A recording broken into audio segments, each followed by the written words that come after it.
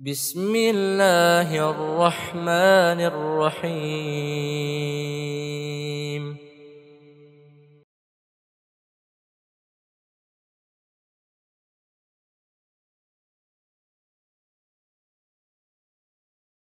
Ayyuhal ikhwah azani Allah wa iyyakum, Bapak Ibu jamaah sekalian rahimani wa rahimakumullah. Alhamdulillah, bersyukur kita pada Allah Subhanahu wa taala dengan limpahan hidayah dan taufiknya, dengan segudang nikmat dan karunia yang Allah berikan kepada kita sampai dengan detik ini, sehingga dengannya kita hadir di majelis ini dalam keadaan sehat, melaksanakan salat maghrib berjamaah, duduk di majelis ilmu di tempat yang mulia bersama dengan orang yang insyaallah dimuliakan Allah Subhanahu wa taala. Dan kemudian kita tafaqahu fid din sejenak, mudah-mudahan dengan itu menjadi nilai kebaikan kita di sisi Allah Subhanahu wa taala. Karena bagaimanapun Pak, bagaimanapun dikampanyekan moderasi beragama, dikampanyekan menjadi ummatan wasata, menjadi umat pertengahan, menjadi umat yang kelak menjadi saksi atas kebaikan, menjadi umat yang mampu bertasamuh dengan perbedaan, itu tidak akan terjadi kalau tidak punya ilmu. Jadi salah satu syarat umat ini menjadi ummatan wasata, itu satu diantaranya adalah berilmu. Gak bisa kita tasamuh Pak, toleran dengan perbedaan itu kalau kita gak punya ilmu. Yang ada cuman konflik. Kita tidak akan bisa memahami perbedaan pandangan dalam hal keagamaan, dalam hal furu'iyah misalnya, kalau kita tidak punya basic ilmu. Yang ada kita akan menyalahkan satu dengan yang lain, dan bahkan kemudian bisa berkonflik satu dengan yang lain. Ya. Makanya kenapa tafaqquh fid din itu menjadi penting di dalam Islam, karena dengannya kita akan memiliki karakter umat yang sebenarnya, menjadi umat yang sebenarnya. Ini pernah kita bahas di dalam, kita mengawali dalam muqaddimah surah An-Naml, bagaimana Allah Subhanahu wa taala memilih diksi ilmu di atas kenabian dan kerajaan. Ya. Walaqad ataina Dauda wa Sulaimana ilma. Sungguh kami telah memberikan kepada Daud dan Sulaiman itu ilmu. Dipilih ilmu, padahal Sulaiman dan Daud memiliki kerajaan, padahal Daud dan Sulaiman memiliki gelar kenabian, tetapi di situ dipilih ilmu, karena ilmu inilah yang menjadikan keduanya mampu untuk menjalankan sifat kenabian dan menjalankan kekuasaan dengan penuh kebaikan. Jadi ilmu, maka makin luas ilmunya, makin mampu kita bisa bersinergi dengan sesama. Kita ini kan tahwal sedikit, beda sedikit tahwal, ya. Kita tidak mampu memahami apa yang dilakukan oleh orang lain, sehingga kemudian kita mencela, mencerca, menjustifikasi bahwa yang fulan lakukan itu adalah satu kesalahan. Ya. Ini kebetulan kita biasa di tempat homogen. Ya. Dulu kami Pak punya teman, ya, punya teman. Hidupnya itu di lingkungan Muhammadiyah seumuran. Ya. Satu ketika kami salat Jumat, kaget dia. Jadi bulik Jumatan itu wajahnya itu penuh ketegangan. Dia bilang, "Zi, tadi itu salat Jumat kenapa imam khatibnya pakai tombak?" Rupanya dia tidak pernah safari khutbah Jumat, safari Jumat ya. Jadi dia kaget lihat ada khatib pegang tombak. Ya. Dan banyak kasusnya. Kami baru pulang dari Bandung misalnya. Di Bandung itu unik Pak, unik sekali. Jauh keunikannya menurut kami ya bagaimana ya. Jadi di sana itu setelah azan itu paling lama 10 menit itu qomat. Enggak ada tahrim, enggak ada kayak kita nih apa? Ya Allahu biha ya Allahu biha ya Allahu bi husnul khatimah sampai selesai itu.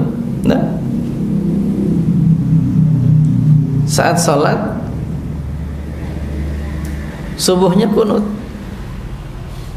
Tapi setelah salam zikirnya diam. Ah ini. Jadi enggak pakai wirid panjang ya, sama persis kayak kita. Istighfar, Allahumma antas salam, la ilaha illallah, Allahumma la mani'a lima. Tasbih, tahmid, takbir. Ya, kemudian doa. Menarik. Jumatan begitu lagi ya. Ulun kira karena ini Masjid Nahdiyin, ternyata azannya sekali. Setelah azan ternyata khutbah. Biasanya salam dulu nih ya. Ternyata enggak ya. Jadi ada keunikan ya. Bahkan mungkin pada saat jamaah yang hadir dalam muktamar di Jogja, biasanya muktamar penggembira ini kan 10%-nya di Solo, 90%-nya bisa mahayabang kemana-mana itu ya. Dan ke Solo, dan ke Malang, ada ke mana-mana. Itu pasti akan sholat di mana-mana itu. Kami itu kebetulan ya, karena bersama dengan Dewan Asatid gitu, ke Gunung Pindul, tetamu ulun jamaah muktamar kemana-mana, ke hampir seluruh wilayah penyangga kota Solo itu, Jogja dan sekelilingnya itu penuh dengan penggembira muktamar. Betul kan itu Jumat ya. Ya Jumat ya. Di situ luar biasa juga ya. Padahal di tempat yang jauh gitu ya, di Gunung Kidul ya. Di Gunung Kidul. Itu juga perbedaannya menarik ya dicermati. Tradisinya NU, tapi khatibnya pakai batik gitu. Kalau di kita jangan coba-coba khatib pakai batik. Kalau di Masjid At-Taqwa mending. Kalau di masjid yang lain bukahan jamaah itu dianggap enggak sah khatibnya. Jadi kita bisa memahami perbedaan itu karena adanya keluasan ilmu misalnya, maka kita akan mudah untuk menerima perbedaan. Tapi kalau tidak ya, maka yang ada hanyalah menyalahkan. Oleh sebab itu tidak bisa tidak, umat ini harus dicerahkan dengan kajian-kajian yang memberikan pengetahuan luas tentang khazanah keislaman, sehingga kita tidak terkotak-kotak pada satu pemahaman sempit yang akhirnya menghadirkan sebuah pertikaian. Jamaah yang dimulakan Allah Subhanahu wa taala, karena itulah maka kita bersyukur ya, di tempat kita ini diberikan akses yang begitu luas untuk bisa mendapatkan dan memahami serta mendalami ilmu-ilmu keislaman. Di masjid ini, di masjid-masjid yang lain, hatta bahkan dalam satu pekan itu bisa sampai 3-5 kali ada kajian-kajian yang memberikan satu gambaran kepada kita tentang al-Islam. Tentu pada hal-hal pokok dan prinsip ini kita harus pegang, Pak. Ya, kita harus pegang. Tidak bisa kita toleransi pada aspek yang bersifat usul. Tapi pada hal-hal yang bersifat furu'iyah, maka kita harus membuat keluasan ya, dalam pemahaman itu. Taruhlah misalnya ya, ketika kita bicara tentang masalah usul ya, maka di situ tidak boleh ada perbedaan. Bahkan di masa lalu pun, hatta sekelas Masjid Al-Azhar Kairo itu bahkan 1 abad full ditutup oleh Salahuddin Al-Ayyubi, baru dibuka 1234 bulan Desember ya, 1234 ya, bulan Desember. setelah hampir 1 abad lebih Masjid Al-Azhar Kairo itu ditutup oleh Saud Al-Ayyubi dan baru dibuka di masa Baybars untuk mensterilkan masjid itu dari pengaruh Syiah. Ini masalah usul. Jadi kita bisa menolak itu dengan tegas karena ada perbedaan usulnya. Ya. Tapi jangan sampai kita bicara bahwa kita adalah umat yang toleran, umat yang wasatan, Islam wasatiyah, tapi di saat yang sama kita menolak satu pengajian, kita membubarkan satu pengajian hanya pada perbedaan usul, perbedaan yang sifatnya tidak pokok. Ya. Kalau dengan Syiah jelas ini pokok, ada perbedaan mendasar. Maka hatta di masa silam pun bahkan masjid ditutup. Ini untuk menunjukkan bahwa adanya perbedaan usul itu menjadi sesuatu yang penting. Tapi selain itu dibebaskan. Bahkan juga misalnya bulan Desember ini tanggal 1 Desember tahun 1537, itulah masa di mana Sulaiman Al-Qanuni, ya, Sultan ke-10 ya dinasti Bani Umayyah, dinasti Bani Utsmaniyah, ya, itu akhirnya mampu menghabisi, ya, mensterilkan, ya, wilayah Baghdad dari pengaruh Syiah Safawi. Kenapa itu harus dibersihkan? Ya. Kan ini perbedaan pada masalah usulnya. Tapi kalau dalam masalah-masalah yang lain, maka ini dibebaskan. Sebagaimana kita hari ini. Maka inilah pentingnya bagaimana kita memahami setiap perbedaan dari sisi keilmuan. Dulu ulun pada tahun 2007 awal, pada saat datang ke Banjar ini, Masya Allah, mentang-mentang bulik dari Darul Hadis, belajar tentang hadis, menyalahkan beberapa bagian hadis dalam Riyadhus Shalihin, mendhaifkan di dalamnya, lalu kemudian sampai ke Banjarmasin ini habis tuh Bang Bay. Kita pokoknya doa bangun tidur itu, doa hendak guring itu, amun kada bismikallahumma amutu wahya salah. Pokoknya amun doa habis makan itu, amun kada alhamdulillahilladzi at'amani hadza wa razaqani min haulin minni wala quwwah, salah. Pokoknya kalau Masya Allah dulu, ya. Tapi lambat laun setelah kita buka kitabnya, ketemu dalilnya, ternyata orang Bahar itu ada bujurnya, kira-kira begitu. Ya, jadi kadang dengan makin dalam kita memahami satu telaah ilmiah, maka dengan itu mudah-mudahan kita lebih terbuka di dalam memahami perbedaan. Jamaah sekalian dimulakan Allah, inilah kesyukuran kita di malam ini bahwa Allah berikan kita kemudahan di dalam tafaqquh fiddin. Yang kedua, kita bersyukur pada Allah Subhanahu wa taala bahwa pada sampai saat ini kita masih diberikan Allah kemudahan dan keselamatan dalam melaksanakan ibadah. Ada saudara kita yang hari ini sedang ditimpa ujian dan bencana, ya. Belum selesai Cianjur, ya, 5,6. Muncul lagi gempa di Garut. Kami di atas Pak, di loteng itu Pak, bergetar Pak, ya. Di Bandung itu, ya, 6 lebih, ya. Jadi lebih besar dibanding Cianjur kekuatan gempanya. Tapi tidak ada korban jiwa. Tapi yang di Cianjur kalau tidak salah lebih dari 350 jiwa. Belum selesai, Semeru lagi meletus, ya, erupsi, ya. Memang sampai saat ini belum ada korban jiwa. Tapi ini menunjukkan bahwa mudah bagi Allah untuk memilih tempat mana yang Allah kehendaki. Wa ma asaba bi musibatin illa bi iznillah. Tidak ada satupun musibah yang terjadi ini melainkan atas kehendak Allah. Ya. Dan kita tidak bisa jumawa bahwa dengan kondisi alam kita yang sedemikian ini tidak berpotensi gempa, tidak berpotensi musibah, dan seterusnya. Tidak bisa kita berani mengatakan itu di hadapan kekuasaan Allah Subhanahu wa taala. Maka ketika setiap musibah itu datang, yakinlah bahwa itu adalah bagian dari qada Allah Subhanahu wa taala. Tidak cukup kita hanya bisa melihat pada sisi saintifik semata.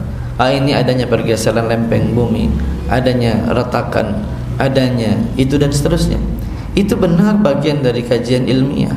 Tapi bahwa semua itu tidak akan terjadi melainkan atas kehendak Allah Subhanahu wa taala. Maka itu setiap kali musibah kita istirja. Inna lillahi, sesungguhnya semua ini milik Allah. Wa inna ilaihi raji'un, dan sungguh kepadanya lah kita akan kembali. Semua ini milik Allah. Alam semesta ini adalah milik Allah. Maka Allah pula lah yang punya kekuasaan untuk melakukan apapun yang ia inginkan pada apa yang ia miliki. Maka musibah itu bagi siapapun yang melihatnya, bagi kita sebagai mukmin khususnya, dia bisa bermakna ujian, dia bisa bermakna sebagai satu bentuk peringatan, sekaligus bisa juga bermakna sebagai bentuk sebuah hukuman. Yang hukuman itu bisa jadi tidak hanya menimpa sang pendosa, tapi juga menimpa siapapun yang beriman di dalamnya. Dia tidak pilih. Dia tidak pilih. Karena itulah maka kita bersyukur, ya, bersyukur Pak.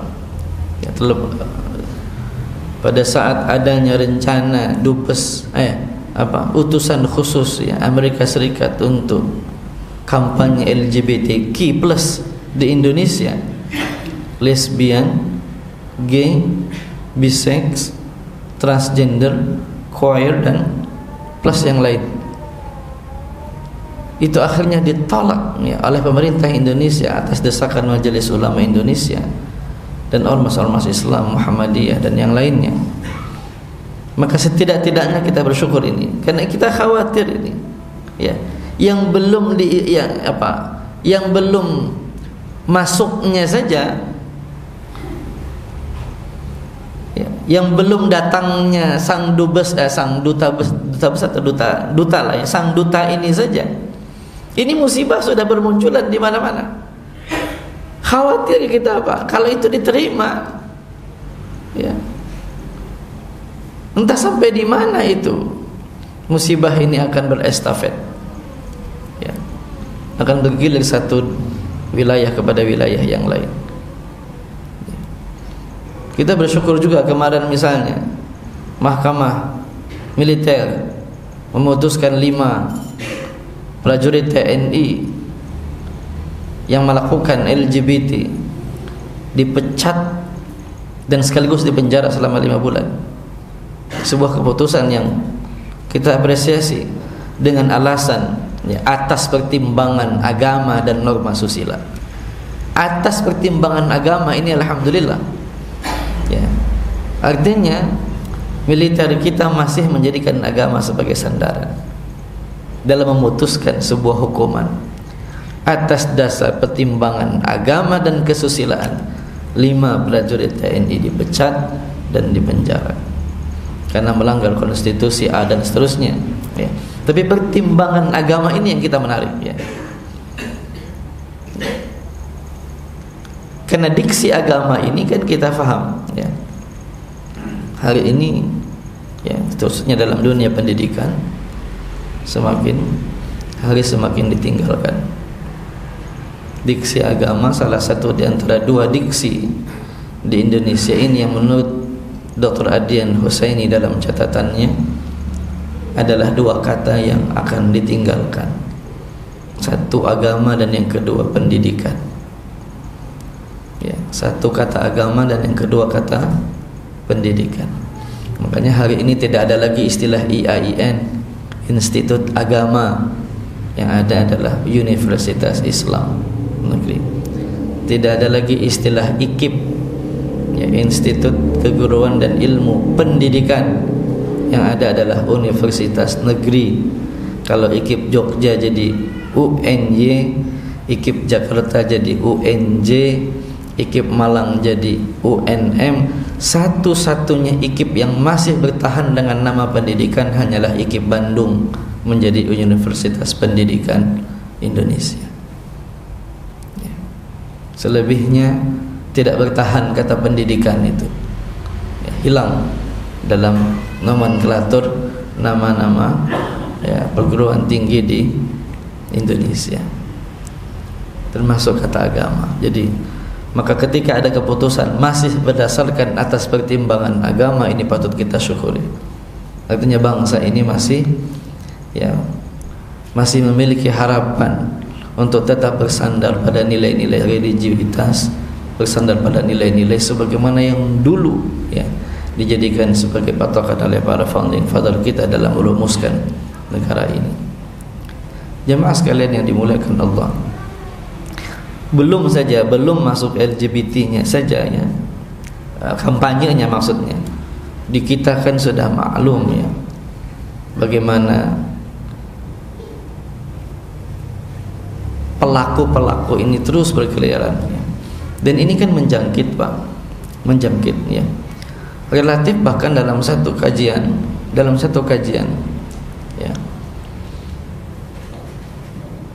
mohon maaf, ini mungkin tidak ada hubungan langsung dengan LGBT, tapi istilah waria dan sejenisnya, waria, bencong atau apapun yang semisal dengan itu dalam konteks psikologi sosial itu lebih mempengaruhi orang lain menjadi sama dengan dia dibanding terpengaruh untuk berbalik kepada kenormalan sebelumnya. Jadi kalau ada dalam satu kelas itu satu yang berperilaku seperti itu, maka relatif dia bukan dia akan sembuh, tapi di antara teman sekelasnya akan ada yang sama dengan dia. Jadi kekuatan ia dalam menginfluence itu lebih tinggi, lebih besar secara psikologi. Ada 4 teman misalnya, satu yang agak feminis, lain 4 laki-laki. Kemudian dia bersikap, bergaya, berujar dan seterusnya dengan gayanya yang begitu luwes begitu. Maka ketika dia berkawan dengan 4 orang ini atau dengan 3 orang temannya ini, bukannya dia yang kemudian menjadi sangat maskulin, tapi 3 di antaranya justru akan ikut menjadi feminin. Gitu. Ini fakta sosial. Karena itulah kenapa hari ini komunitasnya semakin lama semakin membanyak dan bukan semakin menghilang. Dan konsep yang sama ini pula lah yang terjadi pada komunitas LGBT. Maka ini yang kita khawatirkan, Pak. Ada satu film yang menggambarkan seorang ayah yang sangat taat saleh, ibunya demikian, dua-duanya sebagai pedagang, mengkuliahkan anaknya di satu universitas, sampai satu ketika, singkat cerita, si anak ini kemudian pada saat ingin dinikahkan si laki-laki ini, dia harus jujur dengan ayahnya bahwa dia sudah menjadi penyuka sesama laki-laki. Ini film, Pak, memang ini film. Tapi boleh jadi ini sebuah realitas, bahwa kesalehan kita hari ini, Pak, sebagaimana kata Raihan, iman tak dapat diwariskan, tapi iman itu harus dibinakan, dia harus ditarbiyahkan, dia harus dijagakan. Anak-anak kita hari ini, Pak, ini kan kita duduk di sini nih, kemana anak-anak kitanya? Kita duduk hari ini, kita menuju kepada kesalehan. Tapi pertanyaan yang juga sangat mengkhawatirkan adalah kemana remajanya hari ini? Di mana mereka saat ini? Ini kan relatif bukan remaja yang ada di masjid ini. Di mana anak-anak kita yang sedang sekolah SMA, SMP, atau bahkan di mana anak-anak kuliahannya? Bukankah ini waktu malam yang tidak ada tugas? Bukankah tidak ada pekerjaan yang harus diselesaikan dalam waktu yang cukup singkat, baina maghrib ilal isya, maghrib sampai ke isya? Maka kesalehan kita ini, ya, kesalehan kita yang hari ini jamaah sekalian, bapak ibunya ada di masjid ini harus juga mampu, ya,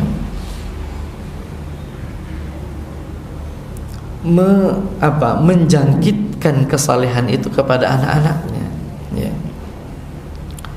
Harus dapat anak-anak kita mengalami vibes yang sama, ya, mengalami getaran yang sama, frekuensi yang sama, ya, dengan apa yang saat ini kita lakukan.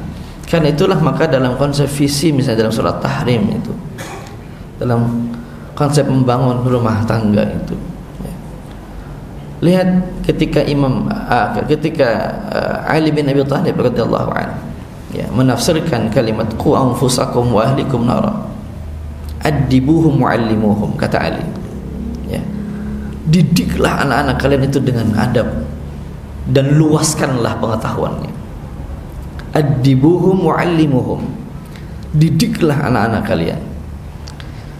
Kenapa Ali bin Abi Thalib menafsirkan kalimat qu anfusakum wa ahlikum nara itu? Jagalah dirimu dan keluargamu dari api neraka. Dengan apa menjaganya itu? Adibuhum muallimuhum, didiklah mereka dan ajarkanlah mereka ilmu. Dengan demikian maka keinginan kita menjadi saleh, terbebas dari neraka itu, dan inginnya kita anak-anak kita terbebas dari neraka itu harus dilakukan dengan proses yang sama, yaitu pendidikan, yaitu dengan tarbiyah, yaitu dengan tafaqquh fiddin, sebagaimana bapak dan ibunya hari ini duduk di majelis ilmu. Begitulah hendaknya kita dalam memahami fenomena yang ada saat ini. Kita ngeri Pak, ya. Berkembang isu misalnya di Cianjur, bukan berkembang isu, sebetulnya ini fakta, ya. Salah satu di mana mencoba mengais hikmah dari musibah Cianjur, bahwa di situ ada pusat kristenisasi, pemurtadan dan seterusnya, ya. Maka apakah itu tidak memantik kekhawatiran kita? Apakah itu tidak memantik kekhawatiran kita hari ini, bahwa proses, ya, yang dilakukan di tempat yang lain itu tidak dilakukan di tempat kita hari ini? Pasti terjadi Pak, ya. Sangat mungkin terjadi. Kita tidak bisa mengklaim ini kan kita ini kota Banjarmasin, kota Baiman, kota Banjarbaru ini, ya. Apa Banjarbaru itu apa? Ya. Penuh dengan sisi religiusitas, penuh dengan sisi keislaman, apalagi dekat dengan Maktabul Darussalam, ya. Bukankah di Cianjur itu, Jawa Barat itu Pak, orang kalau kenal bahasa Sunda itu mesti Muslim Pak. Dia kalau bisa ngomong Sunda itu mesti Muslim. Itu image-nya. Saking kentalnya keislaman di sana. Meskipun keislaman di Sunda itu menarik untuk dikaji, ya. Karena hampir semua wilayah di Jawa Barat itu tidak ada yang dominan Pak. NU-nya enggak dominan, Muhammadiyah enggak dominan, Persis enggak dominan, yang lain enggak dominan. Tapi relatif selevel, ya. Jadi kita kalau ke Jawa Barat itu kelihatannya Muhammadiyah padahal NU. Kelihatannya NU padahal Muhammadiyah, gitu, ya. Ya. Ya enggak begitu kentara, termasuk Persis. Meskipun dia lahir di Bandung Ahasan, tapi juga akhirnya pesantren yang terkenal justru di Bangil, bukan di Bandung, ya. Persis Bangil, meskipun dulunya Ahasan Bandung, ya. Siapa beliau? Ahasan Bandung, pendiri Persis. Di mana pesantrennya? Persis Bangil, ya. Persisnya Bangil.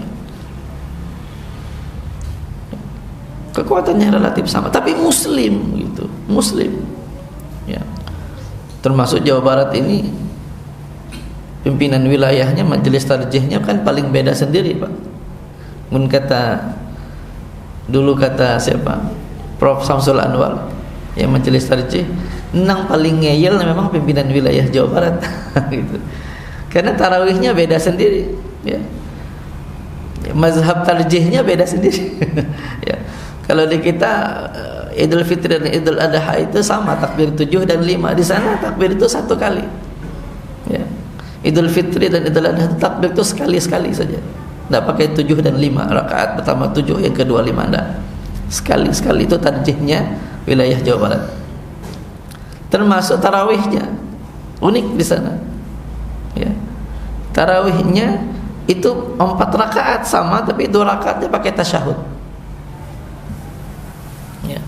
Lu pernah diskusi langsung dengan majelis tarjih di sana, argumentasinya menarik juga ya. Lu sampaikan dulu dengan Ustaz Reza itu, tapi beliau tidak begitu menanggapi. Ini ada kajian menarik Ustaz, saya dapat ini dari pimpinan majelis tarjih di Jawa Barat kemudian di Masjid Mujahidin ya. Ini kenapa bisa begini? Oh ternyata hadis yang 4 dipakai ya. Hadis riwayat Ibunda Aisyah radhiyallahu anha. Hadis yang salatul laili masna-masna dipakai ya. Setiap salat itu 2 rakaat duduk, setiap salat malam itu 2 rakaat duduk ya. 2 rakaat duduknya dapat. Kemudian yang ketiga, salat sunnah itu ya, salat sunnah itu berbeda sifatnya dengan salat yang wajib.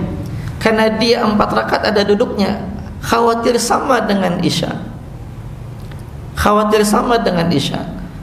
Maka yang membedakannya adalah 2 rakaat, yang kedua jahar. 2 rakaat isya, 2 rakaatnya sir. Jadi 4 rakaatnya jahar, itu cukup membedakan dia dengan isya.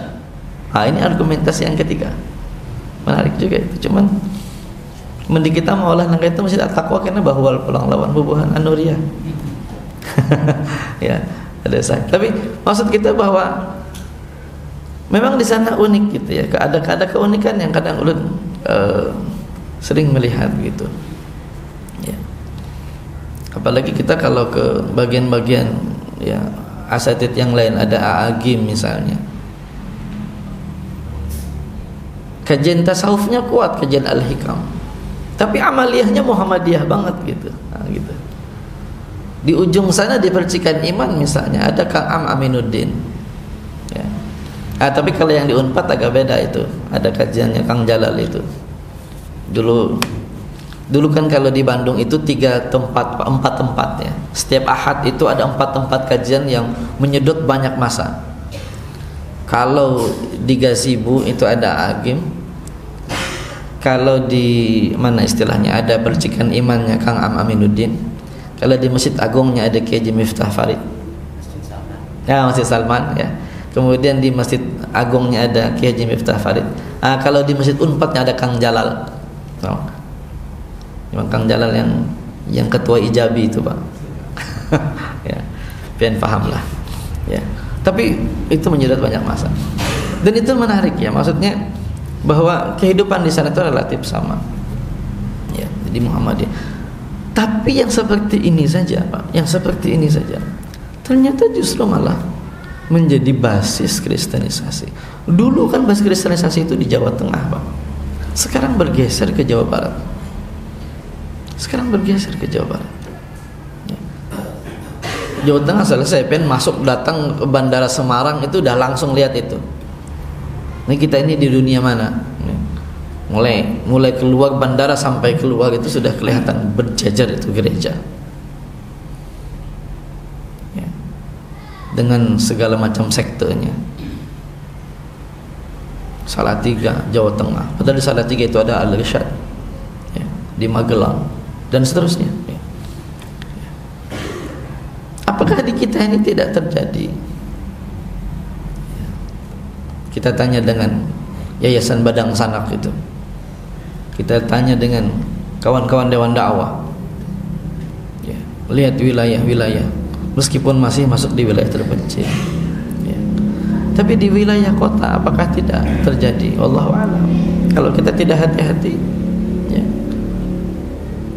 Bahkan disebutkan dalam video yang viral itu ya, anak seorang ketua masjid ya, anak seorang ketua masjid bahkan atau ketua masjidnya ya, ketua masjidnya Coba, logika kita nggak masuk, Pak. Tapi begitulah faktanya. Kalau memang benar ya. Jadi kekuatan musuh-musuh Islam dalam mengambil ya keimanan kita ini besar. Walan tarda ankal yahud walan nasara hatta tattabi'a millatahum. Ya. Bahkan setidak-tidaknya kita world view-nya yang berubah. Kita tidak lagi tidak lagi kecondongan kita kepada Al-Quran dan Sunnah. Itu sudah cukup bagi mereka. Sudah cukup bagi mereka. Anak-anak kita sudah berpikirnya liberal. Sudah cukup bagi mereka. Anak-anak kita sudah mau memakai baju bernuansa pluralism. Kemarin siapa? Kami makan dengan pengurus masjid masjid kita yang depan Istiqomah ya.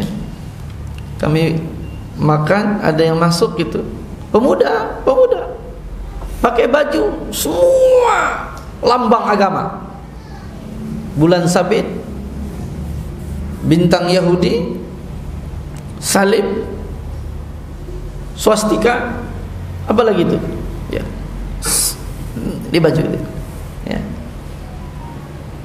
Coba. Dan dibangga Pak ya. Boleh jadi mereka tidak faham ya. Ini di Banjarmasin, ini di tempat kita ini, di tempat kita, baju ini, baju kaos ini ya, dipakai oleh pemuda dengan gagahnya gitu, terbuka ya.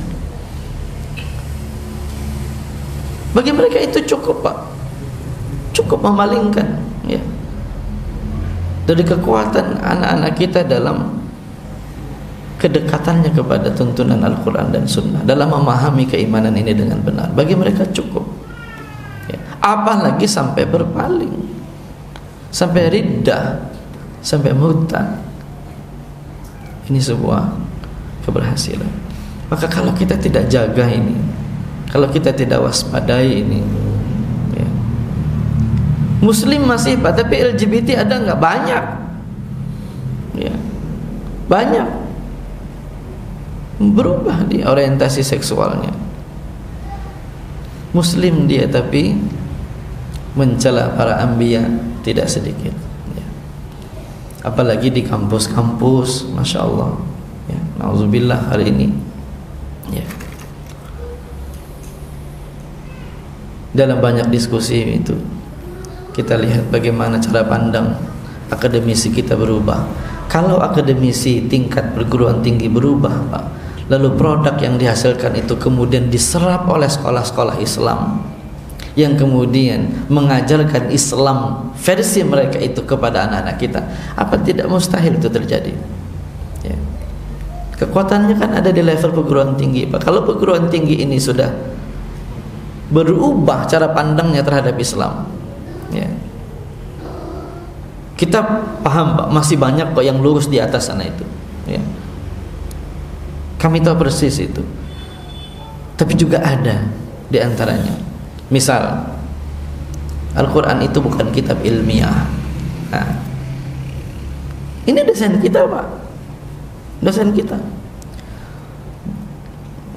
Quran itu tidak bisa dikatakan sebagai kitab ilmiah. Kalau Quran itu sebagai kitab yang ilmiah, pasti umat Islam itu sudah maju dari dulu. Perasaan dari dulu kita maju. Emang kita maju dari dulu. Yang bikin kita maju ini justru karena kita meninggalkan Quran, makanya kita nggak maju-maju.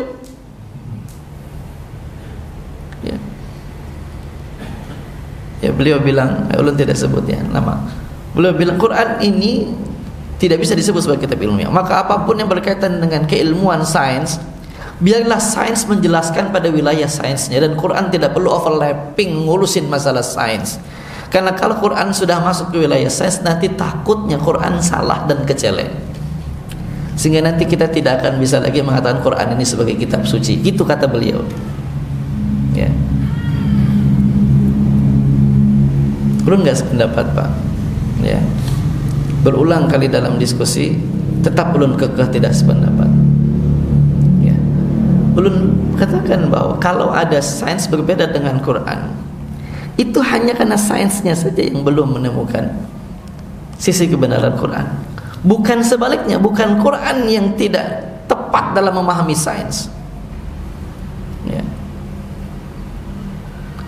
Atau hanya karena kita belum mampu menerjemahkan Quran sebagaimana apa yang difahami oleh, apa yang diinginkan oleh Allah Subhanahu wa taala.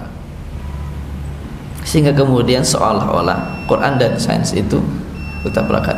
Sampai ulun tanyakan, sejak kapan sebetulnya Quran, agama dan sains itu bermusuhan, atau mulai kapan ada persoalan antara agama dan sains? Beliau mengatakan setidak-tidaknya setelah masa apa jawaban beliau waktu itu? Ya. Sejak ulun tanyakan, sejak kapan Prof sains dan agama itu dianggap saling berkonflik? Ya, beliau bilang ini adalah sebuah realitas sejarah di mana dulu gereja, dan saya bilang jangan samakan gereja dengan ini. Kalau kita mau lewat ke belakang sebelum masa gereja berhadapan dengan sains, lihatlah masa di mana abad ke-7 dan ke-8 ketika kaum muslimin ya di satu sisi memahami Quran, di satu sisi menghasilkan ilmuwan-ilmuwan besar sekelas Al-Khawarizmi, Al-Jabbar ya, dan seterusnya, Ibnu Abi Haytham ya. Di satu sisi menghasilkan ilmuwan-ilmuwan besar dari sisi ya kebutuhan akan keduniaan, tapi di saat yang sama mereka adalah ahli-ahli tafsir, mereka adalah ahli-ahli fiqh dan hadis ya. Siapa kata Imam Syafi'i tidak faham tentang sains? Gimana beliau akan menghukumi tentang air najis kalau beliau tidak memahami tentang konsep sains? Siapa kata Imam Hanafi tidak pandai dalam masalah humaniora, tentang sisi kemanusiaan, sosiologi dan sebagainya? Karena untuk menentukan satu hukum mereka harus menguasai sekian banyak ilmu yang lain ya. Maka 4 imam mazhab ini saja sudah cukup menjadi konklusi akan kehebatan ya, dan kebersamaan antara sains dengan agama. Ulun kira itu cukup untuk menjawab. Saya bilang tidak perlu kemudian pian harus mengorbankan keyakinan bahwa Al-Quran itu tidak selalu sejalan dengan sains ya. Ulun kira sains lah yang kelak harus ya menemukan kebenarannya ketika dia disandingkan dengan Al-Quran, bukan Al-Quran yang harus disalahkan ya. Quran itu pasti benarnya, ini haqqan minallah ya. Karena itulah maka jangan sampai juga kelak kemudian anak-anak kita memiliki pikiran yang menurut ulun ini ya tetap harus diwaspadai, cara pandang semacam ini ya. Mungkin tidak berubah Pak keimanannya, tidak berbalik dia keislamannya, tapi ketika dia melihat Quran itu sebagaimana kitab biasa, itu sudah cukup bagi al-Yahudi wan Nasara untuk memalingkan keyakinan kita akan kebenaran Al-Quran. Dan itulah yang kelak menjadi cikal bakal kehancuran bagi generasi umat ini di masa yang akan datang. Oleh sebab itulah maka jamaah yang dimuliakan Allah, mari kita bertafaqahu fid din, kita fahami ad-din ini dengan sebaik-baiknya, dan kita ajak ya, kita fahamkan, kita ajarkan agama ini dengan benar kepada anak-anak kita, sehingga karakteristik ummatan wasata, umat yang wasatiyah, umat yang pertengahan, umat yang mampu ya berdiri di atas semua ya, kepentingan itu ya, menjadi umat yang kelak menjadi saksi akan kebenaran, itu bisa kita miliki ada pada diri dan keluarga kita, karena kita memiliki kefahaman dan kedalaman akan ilmu-ilmu al-Islam. Bismillahirrahmanirrahim.